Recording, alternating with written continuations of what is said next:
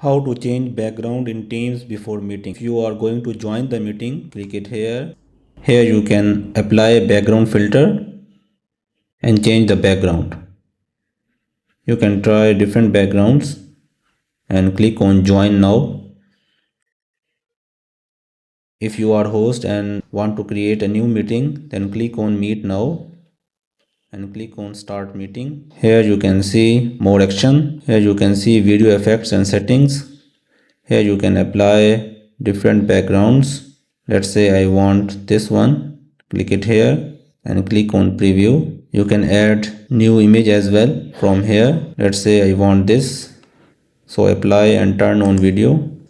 Click on apply. After that you can click on people and here you can share and invite and add other people in a meeting. So this is it for this video. If you found this video helpful, hit the like button. If you have any questions, you can ask me in the comment section below.